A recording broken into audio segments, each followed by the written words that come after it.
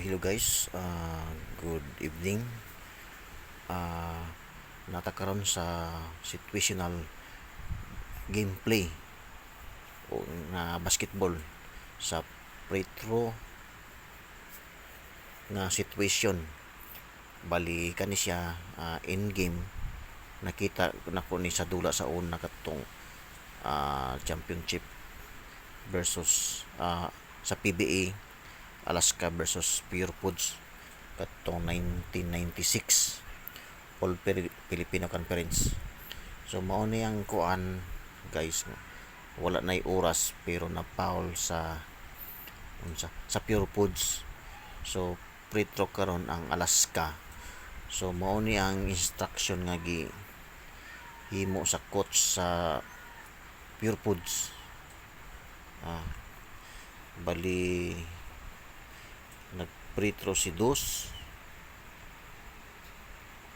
then si 5 nga Alaska naa sa strong side, sa weak side si 4.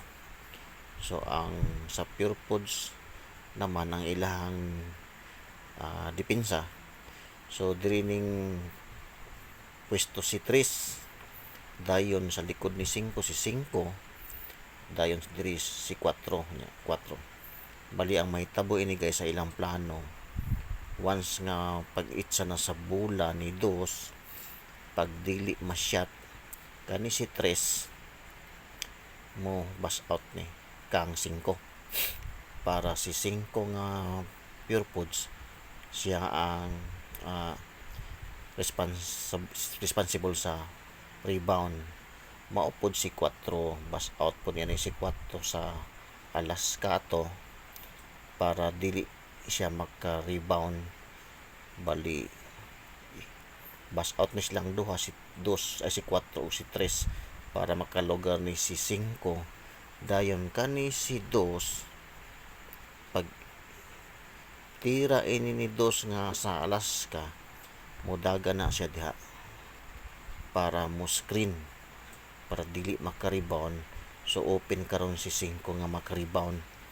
So ang nahitabo ato nga game, pag itsa sa bola wala na shot, nindagan na yun diri si 2, pero ang bola ning untol diri na rebound pa ni 2 kay tungod pabor man siya. So guys, mao na ang kuan basta in game sa free throw. Okay, pag naa mo sa defense nga side, so kana lang busy kayo. Salamat.